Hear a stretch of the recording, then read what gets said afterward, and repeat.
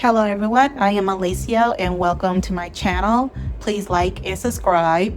And for this video, I will be talking about body acceptance in my mid-30s. Okay, so that's going to be the main topic. I'm going to stay on topic. I have my iPad and I'm ready, all right? Please like and subscribe. And feel free to visit my website for all other information about me. I have a storefront of everything that I have with me with my travels. Link is in the description.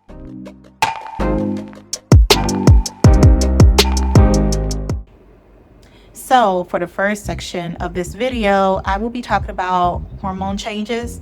Girl, listen, there's so many different, let me say, variations of these hormone changes. But I'm trying to stay on topic when it comes to, girl, I'm flustered because the time I was like in Japan, I remember like my body was bodying and it was like that ovulation and what the older women be talking about. I'm like, oh, I had to hold the wall, girl. And I started to sweat. It's just like this is intense. So if you see me get a little bit like flustered or whatever, I'm trying to hold back from that because it is natural, it is a thing. But I wanted to talk more about how your body changes and things that I've noticed that changed in my body. I'm 34, I'll be 35 soon. So yeah, just natural things that happens with your body as a woman and things of that nature. So listen, honey. So the hormone changes overall, and I do feel like this is a really big catalyst that nobody really talks about, is if you are or not on birth control, and then what type of birth control you're on, and if you have or have not had kids, how many kids you have had, and also stress levels. Those three things is a big thing that will knock off your hormones completely. Okay, so me getting rid of all those things, I mean, not, I don't have kids, never had kids, but my state of hormones, like I took out the stress, the stuff with like birth control, no kids and stuff like that. There's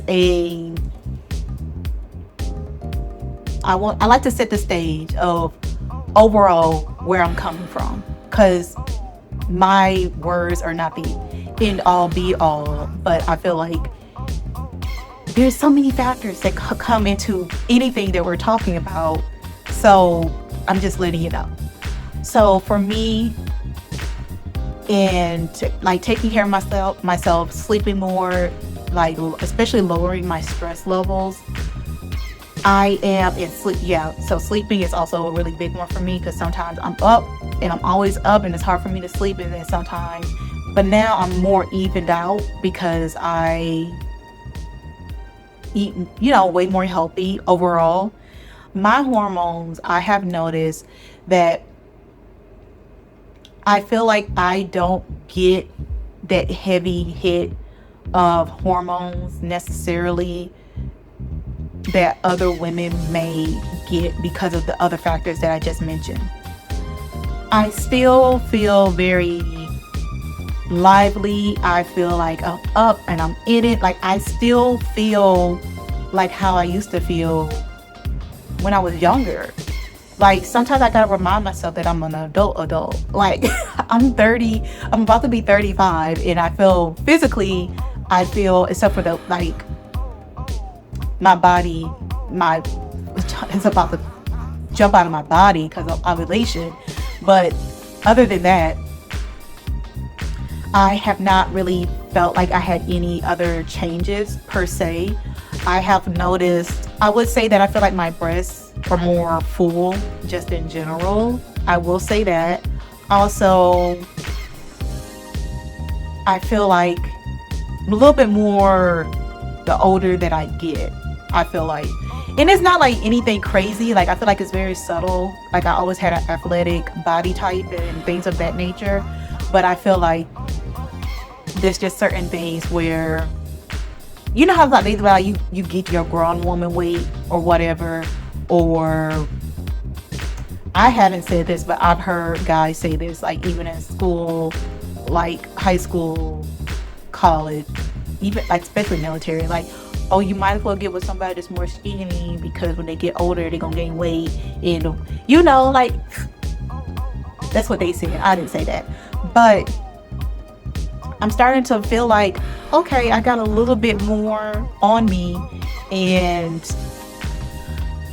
like I said, I don't think I really deal with the losing the weight thing or keeping the weight on. It's just that I had to buckle in and be like, okay, I need to eat better for the longevity of my life. And even since I've been out of the States, my body has been changing physically because of the things that I've been doing, like walking, and the weather. Everywhere I went, it's been like hot, so my body is resonating with that. You know, I put that catalyst out there that I don't think, at least not now, physically, I don't feel like my body has changed very much. And I feel like it's because of those factors that I don't deal with. And yeah, like I'm just gonna be honest. Like I said, I do feel like my chest, my breasts are bigger because when I was like workout and stuff like that, I would lose a bunch of weight or be on the smaller side, and I feel like my breast is staying, and it was always the first to go. So that's one thing. And I'm not mad about it. I'm not city. Young hoe alert. At heart, honey, at heart. That all that matters, right? So my second part is pretty much releasing old expectations. So this could also be a factor of why I feel like I don't see such a drastic change, because I'm also listening and watching what other people are saying, so I can like sort of be like, okay, am I gonna brace myself for something? Because like I said, when that hormone, like when I was feeling the feels and my ovulation was kicking in, and I had that, I was like, I need to be aware of other things, right? But still, I haven't been noticing those types of things per se. So I think I'm good. Or is, like I said, it could also be my, my lifestyle. So still, in the grand scheme of things, releasing old expectations. So allowing my body to do what it does, but once again, being the best of myself. I did gain weight because of the depression and the stress and all the stuff that I was in before I left the States, but that wasn't my normal weight and body type. But my normal weight, or the way that my body looked, that was not normal for me at all, like throughout my entire life.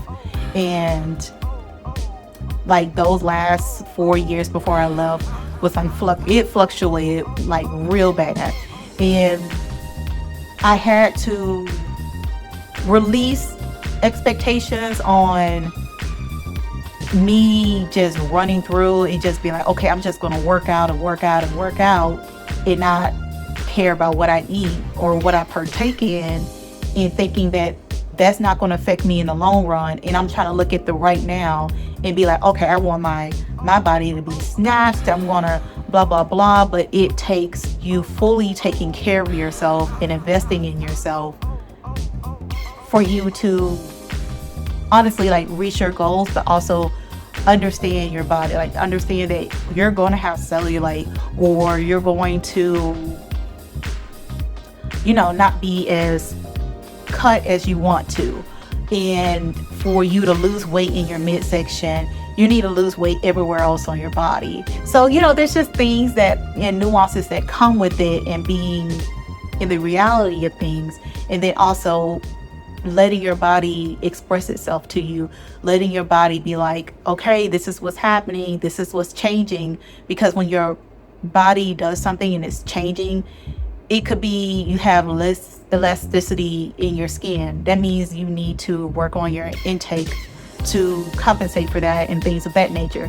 That's all it really is. Like when you really are in tune with your body, you can adjust things so you give your body everything that you need for the longevity of it all. And like I said, stress is a really big thing, for real. And take care of yourself, for real. There's only one body, okay? You only have one body. So for this section, I'm going to be talking about dressing the present body. So this is where the color analysis comes in. But then also, I am who I am. I think there's a time and a place for everything. Because like even the top that I'm wearing now, it's more risque than what it was for me before. But I'm stepping more into me accepting my body and wearing colors and doing things that I want to do when I want to do them. But at the same time, I mean, I don't have a closet, so we're also going to put that into, you know, the mix. But physically don't have a closet. I'm a slow traveler, by the way. But yes, being able to move around but still understanding my body type. I have long appendages, short torso. Because like even with like a certain age, I feel like there's so much policing of like women's bodies. Like even if someone wants to be scantily clad, like at the end of the day, it's never acceptable. You could be, and I'm not, you know, at a beach. I'm not saying that you're like in an office setting and stuff like that. But I'm just saying being able to dress yourself, and then people were talking about like what's age appropriate, what's not age appropriate, versus people that's the same age, or they might be a different race, or they might be a different body type. Because like the girls with the hips and the butts and all that stuff, when you know, you're sexualizing them and they're wearing the same outfit as somebody else and it's just their body. I'm just saying. But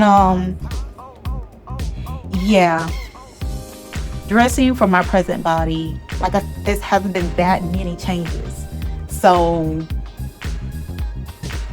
I feel more comfortable than anything. And I feel like that being comfortable in myself and empowering myself has branched out more so, and I feel more confident in showing skin where I feel like I just do what I want.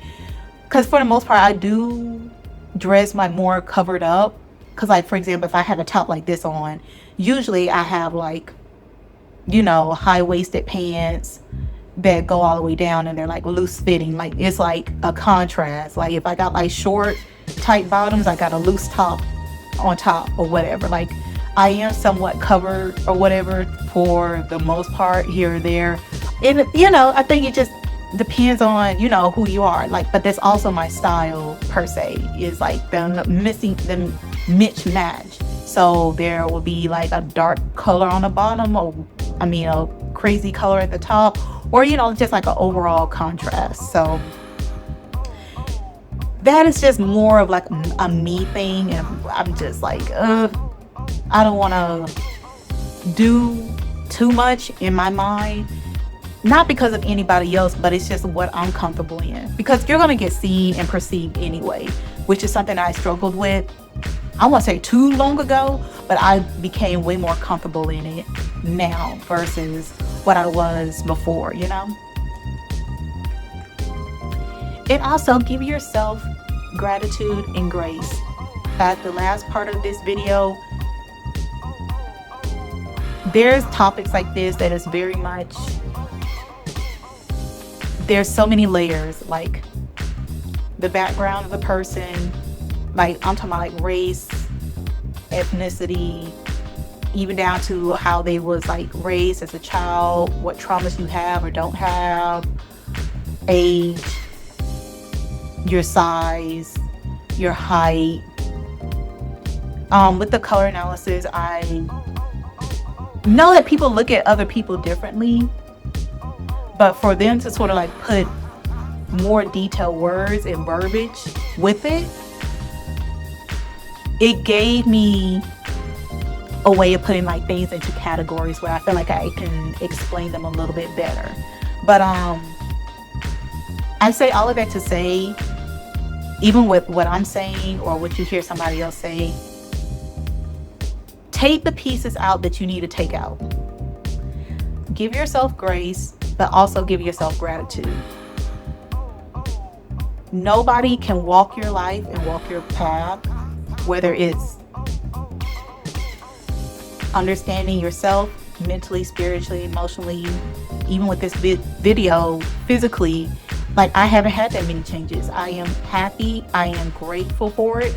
I was also a late bloomer as a child.